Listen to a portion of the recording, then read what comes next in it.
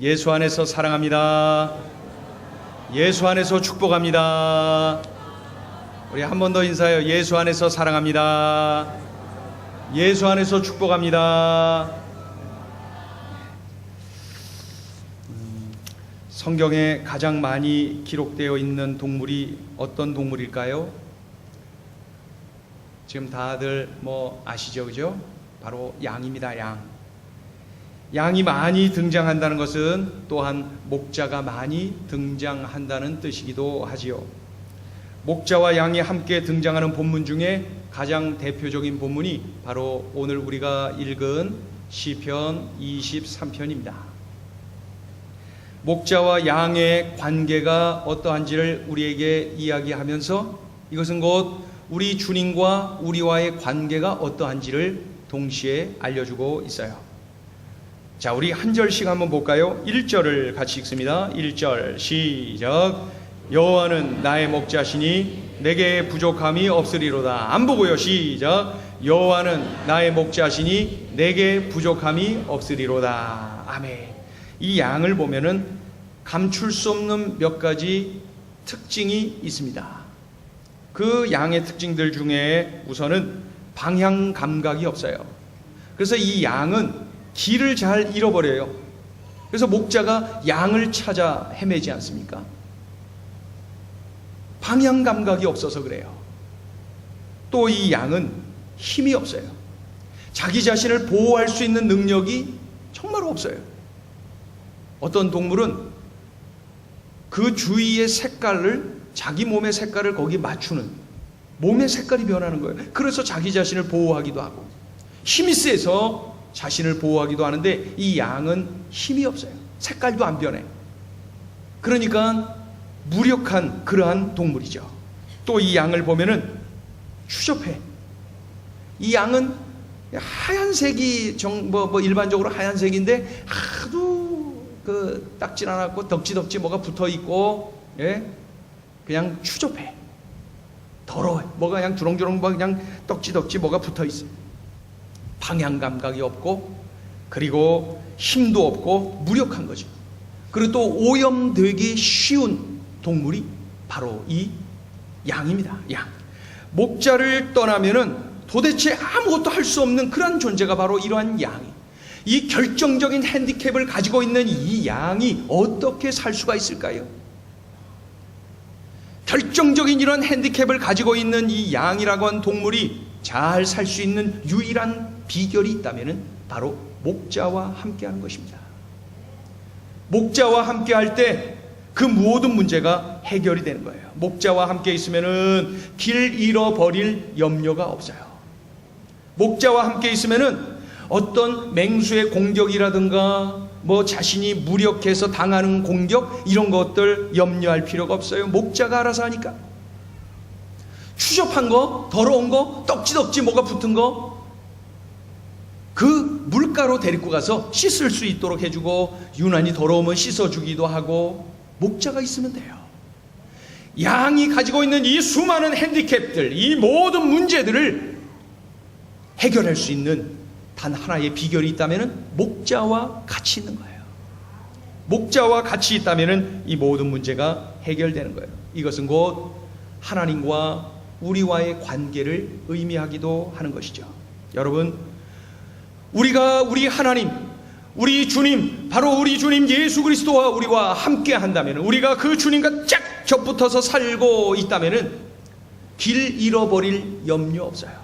인생의 방황은 끝나는 것이니까. 왜요? 우리 주님을 만나면 삶의 목적이 분명하게 보이거든요. 내가 어디로 가야 될지가 분명하거든요. 헛되게 시간 보내고 낭비하고 헛된 길로 가고 이런 거 없어요.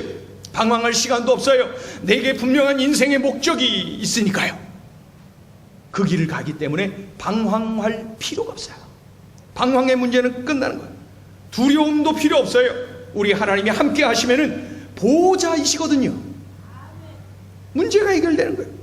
그리고 떡지덕지 붙은 이 내가 죄를 범하고 죄를 범해서 더러운 이런 것들, 내 몸에 붙어있는 이 더러운 것들, 우리 주님께서 맑게 씻어주시거든요. 내 죄 문제를 해결해 주시고 나를 정결케 해주시는 나의 목자 예수 그리스도, 그분과 내가 함께 한다면 내가 가지고 있는 이 수많은 문제를 다 해결함을 얻을 수 있는 거예요. 핸디캡이 유난히 많은 동물인 이 양 꼭 나를 닮지 않았습니까? 우리를 닮지 않았습니까? 그런데 그 양이 가지고 있는 모든 문제를 해결할 수 있는 그 길, 그것은 바로 목자만 있으면, 목자와 함께 있으면 되듯이 우리가 수많은 삶의 어려움들, 나를 짓누르고 있는 수많은 문제들을 끌어안고 살고 있지만은 그런 것들을 해결할 수 있는 길이 있다는 거예요. 그것이 바로 우리 주님과 함께 할 때 가능하다. 우리 주님을 목자로 모시고 목자이신 우리 주님과 쫙 붙어서 살 때에 바로 이런 모든 문제는 다 해결되어지는 것이죠.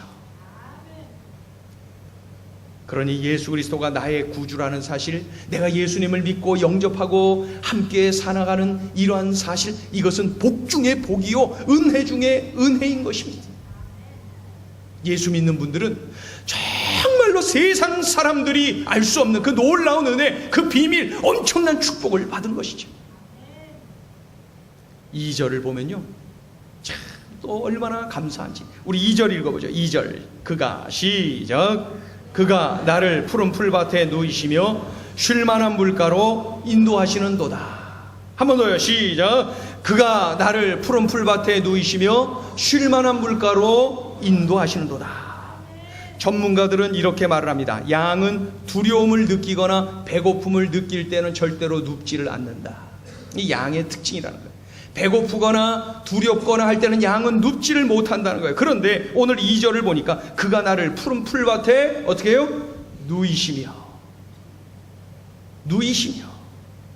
두려움에서 해방되어 배불리 먹은 포만감을 느끼면서 편히 누울 수가 있는 것, 목자 때문에 그래요.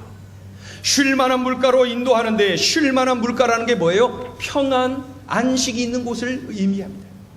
막 그 물이 있긴 있는데 막 그냥 막 급류 옆에다가 풀어놓고 야 마셔라 그러면은 그 양들이 물 마시다가 떠내려가죠.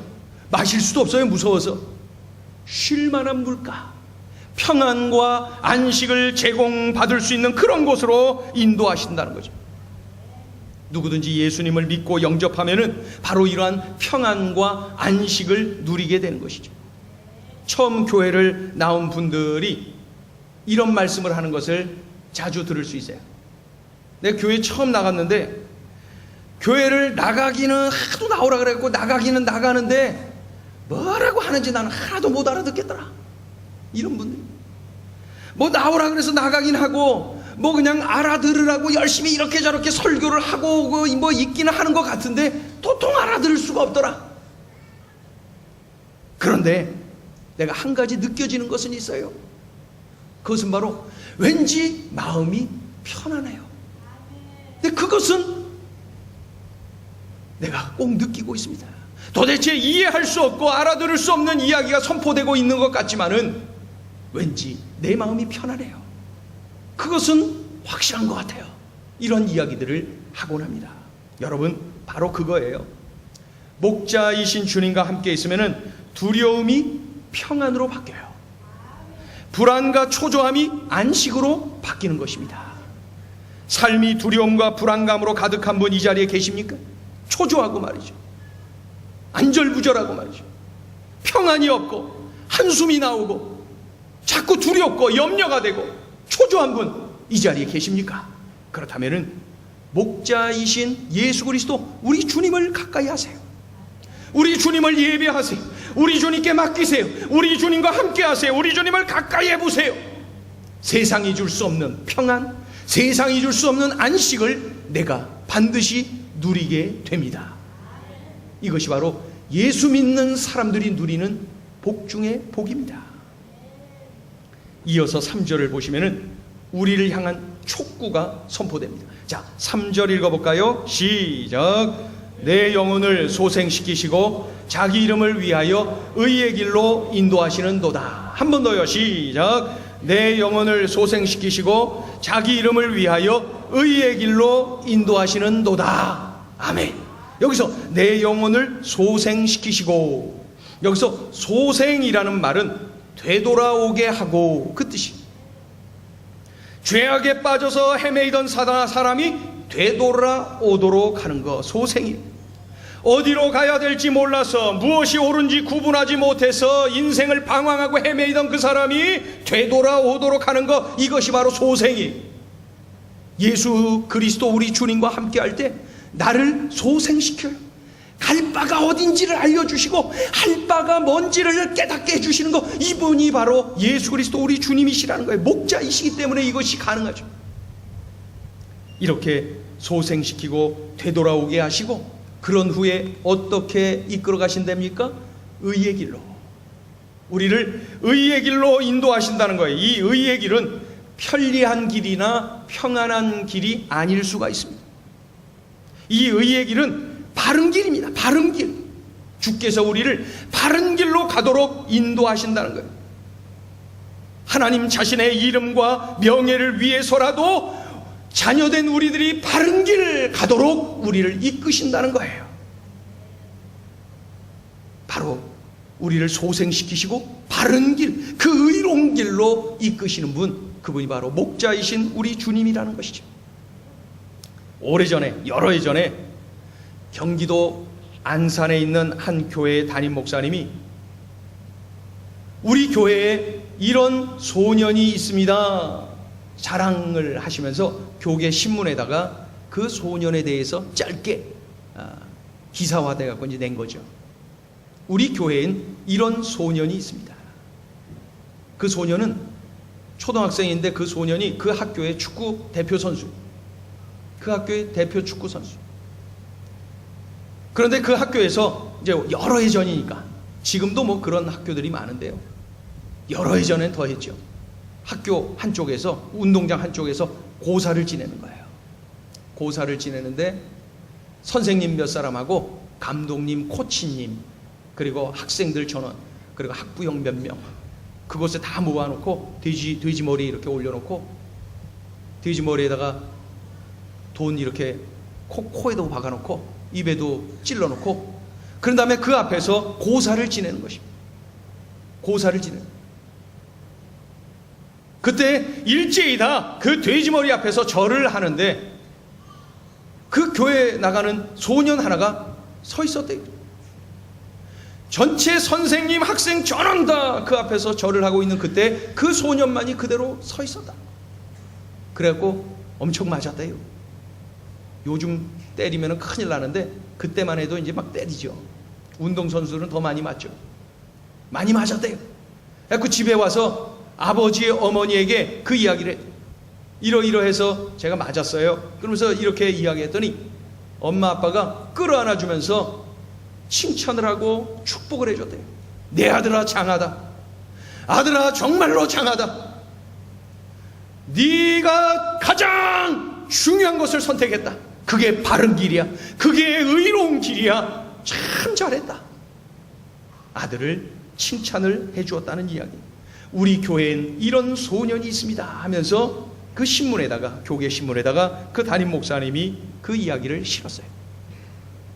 목자이신 주님과 동행하다 보니까 의의 길이 무엇인지를 알아요. 바른 길이 무엇인지를 알아요. 손해인 줄 알면서도 그 길을 택해요. 고난이 내게 올 것이다, 내게 불이익이 올 것이다, 그것을 알아요. 그럼에도 불구하고 그 길을 선택하는 거예요. 의의 길로 가는 거예요. 목자이신 주님과 동행하면은 무엇이 의로운 것인지, 무엇이 바른 길인지를 분명하게 깨닫는 것이죠. 우리 주님과 함께 그 길로 가는 그러한 축복은 바로 목자이신 주님과 함께 할 때에 그러한 복을 누리는 것입니다. 이제 4절을 읽어보세요. 4절, 목자와 양과의 관계, 주님과 나와의 관계입니다. 4절 시작. 내가 사망의 음침한 골짜기로 다닐지라도 해를 두려워하지 않을 것은 주께서 나와 함께 하심이라. 주의 지팡이와 막대기가 나를 안위하시나이다. 아멘. 어느 날 갑자기 우리에게 닥쳐오는 뜻하지 않은 고통들이 있어요. 가장 쉬운 예가 이제 육신의 질병. 건강하던 분이 병이 오면 말이죠, 막 낙심이 되죠. 병이 오면은 막 이렇게 사람이 주눅들죠. 주눅들죠. 남들이 다 겪는 노안, 그것이 저에게 오니까 저도 굉장히 주눅이 들고 이렇게 위축이 되더라고요. 선배들이 다 겪고 간 건데 몇 년 전부터 이 눈이 시력이 그렇게 좋았는데 노안이 오니까 그것도 위축이 되더라고요. 그러니 다른 병들을 앓을 때 얼마나 위축이 되겠습니까? 경제적인 환란이 오면은 또 어떻습니까? 집안에 그냥 웃음꽃 피고 그랬는데 빚쟁이 드나들고 초인종 누르면 그냥 초조해갖고, 직장에서, 가정에서, 때론 교회에서 인간관계가 깨어지고 어려워서 힘이 들기도 하죠. 이러한 것들이 바로 사망의 음침한 골짜기라고 표현을 할 수가 있습니다. 여러분, 이 땅에 발을 디디고 살아가는 사람들 모두는 다 사망의 음침한 골짜기를 경험할 수밖에 없어요. 내 뜻대로 안 돼요. 내 마음대로 안 돼요. 내 소원대로 되질 않아요.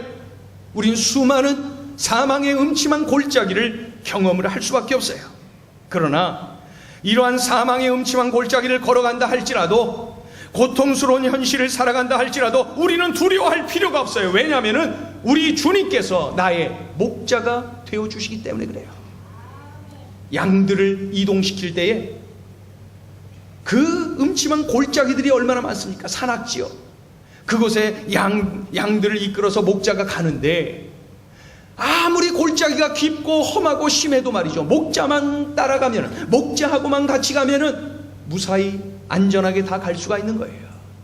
골짜기가 얼마나 심하냐, 얼마나 참 어렵냐, 험하냐, 그것이 중요한 것이 아니라 내가 지금 목자와 함께 있느냐, 내가 지금 목자를 따르고 있느냐, 목자가 나를 바라보고 있는가, 내가 목자를 집중하고 있는가, 그것이 중요한 것이죠.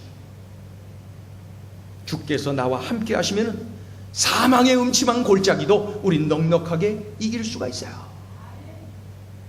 여러분, 이 사람을 아십니까? 이 사람을 아십니까? 이 사람의 이름이 뭐예요? 맞습니다. 닉 부이치치. 이 사람의 이름은 닉 부이치치. 태어날 때 해표지증이라는 장애를 가지고 태어났어요. 그래서 양 팔과 양 다리가 없어요. 그래서 남들이 걸어 다닐 때 닉 부이치치는 굴러 다녔어요. 학교를 들어갔는데 놀림을 많이 당했어요. 그래서 자살을 하려고 여러 번 자살을 시도했는데 몸이 저래서 자살도 못했어요. 자살도 못하는 몸이. 그러던 중에 고등학교를 다닐 때 친구들 앞에서 마지못해서 어떤 연설을 할 기회가 있었답니다. 하고 싶어서 한 게 아니라 억지로 마지못해서 친구들 앞에서 연설을 할 기회가 있었는데 닉 부이치치의 연설을 듣던 친구들이 모두가 다 감동을 막 받는 거예요. 그거를 친구들도 느꼈고 이 닉 부이치치도 분명하게 느꼈어요. 그가 생각했어요. 야, 하나님께서 나에게 이런 능력을 주셨었구나. 그거를 발견한 거예요. 여러분, 지금 저 사람 닉 부이치치는 전 세계를 다니면서 희망과 믿음을 선포하고 있어요. 언젠가 화면으로, 동영상으로 저 콜롬비아 지역의 감옥, 저 필리핀 지역의 감옥에 있는 형제들을, 자매들을 막 만나면서 감옥 그 안에 철창 안에서 막 쳐다보고 있는 거야. 그러면 이 전 닉 부이치치가 머리를 이렇게, 바깥에서 머리를 이렇게 디밀어요. 손이 없으니까 악수하라 이거야. 나를 만져달라 이거야. 그러면 그 안에, 철창 안에 있는 그 죄수들이 밖에 있는 그 닉 부이치치의 머리를 이렇게 만지면서 눈물을 쫙 흘려. 그 순간 사람들이 희망을 얻었어요. 닉 부이치치만큼 지금 전 세계에 희망을 강력하게 전하는 사람이 또 누가 있을까요? 자살도 못한 사람, 놀림과 따돌림만 당했던 사람. 그러나 그가 지금은 전 세계를 누비면서 예수 그리스도를 전하고 있어요. 예수님 때문에 제가 이렇게 살아요. 예수님이 나를 이렇게 존귀한 존재로 만들어 주셨어요. 저만 해도 닉 부이치치가 쓴 책을 몇 권 읽었습니다. 저분의 책이 얼마나 파워풀하죠. 2010년도부터는 북한의 평안남도 성천의 한 농아학교를 계속해서 후원을 하기도 합니다.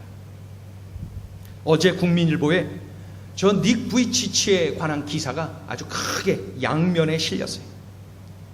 그 기사를 읽는 중에 제가 볼펜으로 맞아 이거야 하면서 밑줄을 쫙쫙 치고 막 동그라미 치고 별표 치고 막 맞아 이거야. 내가 내일 설교 시간에 이걸 꼭 전해야지. 그래서 제가 밑줄 치고 여기다 갖고 온 게 있어요. 우리 같이 한번 읽어볼까요? 같이 시작. 행복이란 하나님께서 나와 함께 하심을 아는 것입니다. 닉 부이치치가 자신이 경험한 그 행복이 무엇인지를 세상 사람들에게 저렇게 전하고 있습니다. 우리는 행복을 전하는 교회 성도들인데 이런 행복이 내게 있는 것인지, 이것이 행복임을 내가 깨닫고 누리고 있는지, 이것을 전하며 살고 있는지. 행복이란 하나님께서 나와 함께 하심을 아는 것이에요. 내가 남들보다 하나 더 가지고 있어서 행복한 게 아니에요. 10개 더 가지고 있어서 행복한 게 아니에요. 그거 며칠 못 가요. 몇 시간 못 가요. 며칠 못 가요. 며칠 전에 우리 젊은 집사님 가정에 신방 갔는데 먼저 본 집보다 2배 이상 넓어진 것 같아요. 그래서 그 집사님한테 아유 넓은 집 이사 와서 좋네요. 예? 그러면서 제가 설교 시간에 이렇게 얘기했어요. 이렇게 집이 넓어진 것으로 인한 만족은 며칠 못 갑니다. 우리 주님이 우리 가정에 함께 하심으로 인하여서 주시는 만족은 영원합니다. 늘 흘러넘칩니다. 그랬더니 그 집사님이 설교 시간에 잘 듣고나 있지, 설교 시간에 바로 이렇게 고백했어요. 맞아요 목사님, 며칠 안 돼갖고 아유 조금만 더 넓으면 이런 생각 나더라는 거예요. 우리가 다 경험하지 않습니까? 눈에 보이는 가시적인 것들 몇 가지 더 가졌다고 해서 인생이 만족한 것 아니에요. 행복은 하나님이 나와 함께 하심을 아는 거예요.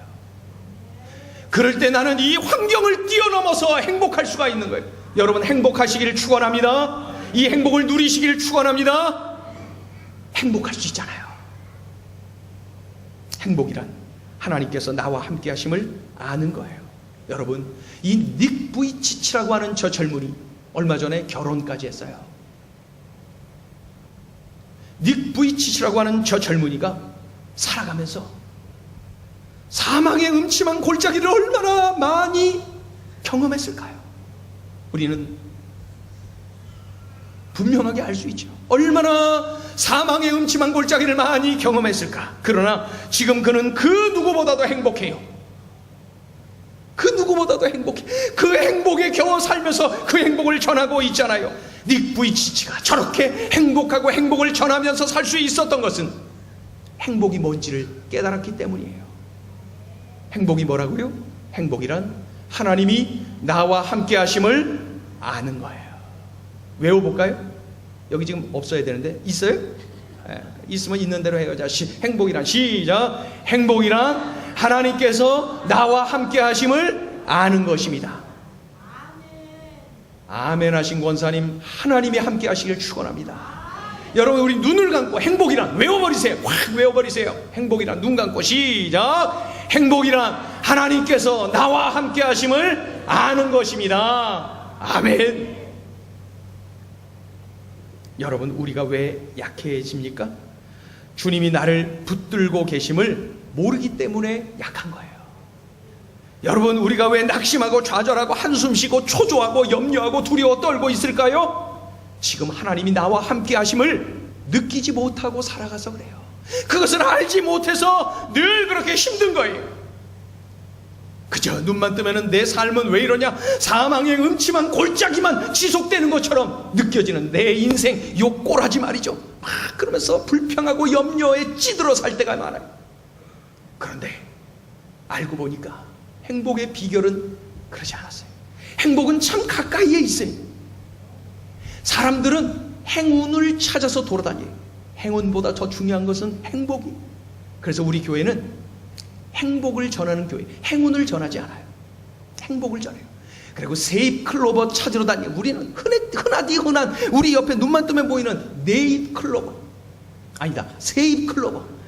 다 알아들으셨죠? 흔한 거. 우리 교회에 이게 심볼이 있어요. 이거 세입 클로버, 흔한 거예요. 흔한 거예요. 이미 주신 거예요. 깨닫지 못해서 그렇지. 이미 행복을 우리에게 주셨어요. 이걸 알지 못해서 그렇지. 행복을 전하는 교회에 오신 여러분, 이 행복을 발견하고 이 행복을 누리고 이 행복을 전하며 사시길 목자 대신 예수의 이름으로 축원합니다. 이제 5절을 읽어볼까요? 5절 읽어요. 5절 시작. 주께서 내 원수의 목전에서 내게 상을 차려주시고 기름을 내 머리에 부으셨으니 내 잔이 넘치나이다. 내 잔이 넘치나이다. 언젠가 제가 이 양에 대해서 이야기하면서 재미난 이야기를 드린 적이 있어요. 재미난 얘기가 아니겠네요. 그 양들이 이동을 할 때 늘 맹수들도 같이 이동을 한다 그랬잖아요. 맹수들이 같이 이동을 해요. 맹수들이 호시탐탐 양떼를 노리는 거예요. 그래서 이렇게 뒤에서 멀리서 옆에서 이렇게 어슬렁어슬렁 하면서 쭉 따라옵니다. 이동하면은 자다가도 뚝 일어나서 따라갑니다. 예? 한 마리 뜯어먹으려고 딱 따라가는 거예요. 목자가 호시탐탐 그냥 노리고 있는 맹수들을 살피면서 양떼를 이끌어가는 거죠. 그런데 얼마나 더운 사막 지역, 얼마나 힘들어요. 그런데 이 양들은 이 코에 늘 코밑이 축축히 젖어 있어요. 맹수보다도 더 무서운 게 뭐냐면은 이 파리떼들이 늘 머리 위에서 돌고 얼굴에 앉기도 하고 모기들이 막 붙기도 하고 말이에요. 양들에게 더 힘들게 만드는 것은 바로 그거예요. 사슴파리, 말파리, 뭐 무슨 파리, 무슨 모기들이 늘 그 머리 위에서 돌고 있어요. 얼굴에 앉기도 하고. 그러다가 특별히 못 떼먹은 이 파리 중에 어떤 것이 있냐면 이 코파리가 있어요. 아마 이름도 그렇게 일부러 지은 거죠. 양의 이 코밑이 축축하니까 고기에 앉다가 코 속으로 쏙 들어가는 거예요. 요게 코파리. 코 속에 들어가서 어떤 더 못된 놈들은 그 안에 들어가서 알을 까놓는 거예요. 양의 코 속에 들어가서 알을 까놓으니까 이거 너무 가려워서 막 바위에 코를 비비고 얼굴을 비비고 머리 막 펄쩍펄쩍 뛰는 거 보면은 하얀 그 양이 머리 깨지고 코 깨지고 피로 그냥 얼굴이 막 범벅이 되어 있는, 펄쩍펄쩍 뛰고 있으면은 멀리서 그것을 바라보고 있던 목자가 얼른 이 기름병을 들고 막 달려가는 거예요. 그래갖고 이 머리부터 그냥 머리다가 그냥 기름을 막 붓는 것이죠. 그리고 얼마 후에 그 상처가 아물게 되는 것이죠. 그때 그 양은 목자를 바라보면서 감사해야 하는 거예요. 행복해요. 목자가 계셔서 행복해요. 목자가 계셔서 행복해요. 이렇게 그 행복을 고백을 하는 것이죠. 여러분, 중요한 것은 우리에게도 파리가 있어요.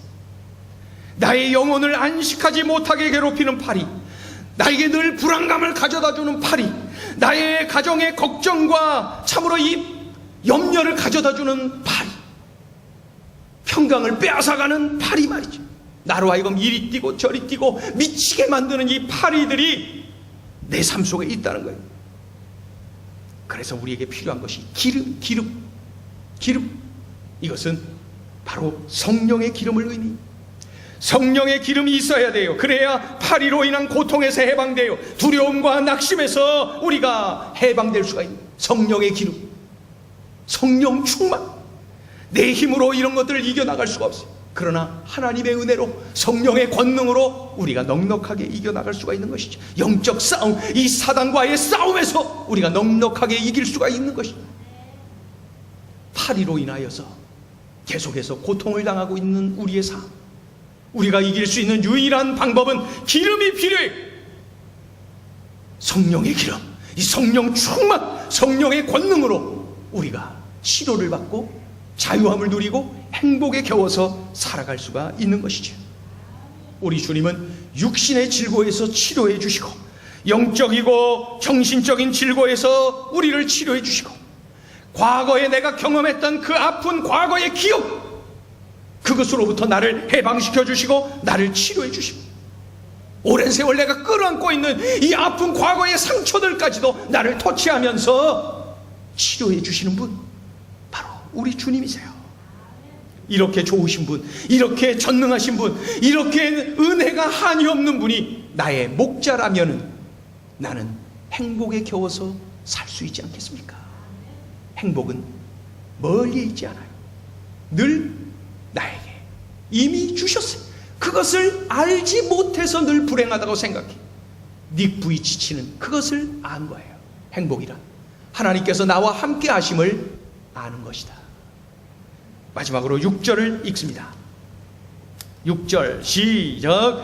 내 평생의 선하심과 인자하심이 반드시 나를 따르리니 내가 여호와의 집에 영원히 살리로다. 내 평생의 선하심과 인자하심이 반드시 나를 따르리니. 선하심과 인자하심. 선하심 하면은 복을 주심, 축복하심, 복을 주심. 인자하심은 사랑하심이, 사랑인데 이게 아주 성실한 사랑. 그러니까 선하심과 인자하심이, 이 말은 복을 주시고 성실하게 사랑하심이, 복을 주시고 사랑하심이, 이렇게 번역이 될 수가 있어요. 그 다음에 반드시 나를 따르리니, 나를 따르리니, 나를 추적하리니, 나를 쫓아오리니, 이런 뜻이. 그러니까 목자이신 우리 주님은 나를 막 쫓아오면서 따라오면서까지 나를 축복해 주시고 사랑해 주신다는 거예요. 언제요? 언제요? 내 평생에. 여러분 믿으십니까? 내 평생. 여러분 은혜되지 않아요? 너무 가슴이 뛰지 않아요? 나를 막 쫓아오면서, 나를 막 추적해 오면서까지, 나를 따라오면서까지 나에게 복을 주시고 나를 사랑하신다는 거 아주 성실하게. 언제요? 내 평생에. 내 평생. 그런데 여기서의 내 평생에는 내가 이 땅에 발을 디디고 살아가는 그때에 뿐만 아니라 나를 영원한 우리 주님의 나라로 인도하시고 그곳에서도 영원히. 얼마나 감사합니다. 내가 이러한 분을 주님으로 영접하고 살면 얼마나 좋겠어요. 세상 사람들은 아직도 행복을 찾아서 헤맵니다. 돈이 많으면 행복할 줄로 알고 말이죠. 사회적 지위가 높으면 행복할 줄 알고 말이죠. 요것만 되면은 천만의 말씀. 요거 아니라 그거까지 다 돼도 행복은 없습니다. 그것으로 인해서 행복이 절대로 우리에게 오지 않아요. 행복은 이미 우리 주님이세요. 주님 자신이 행복이시고 우리 주님이 나와 함께 하심이 행복이, 그것을 아는 것이 행복임을 닉부이치치가 깨달은 것이죠.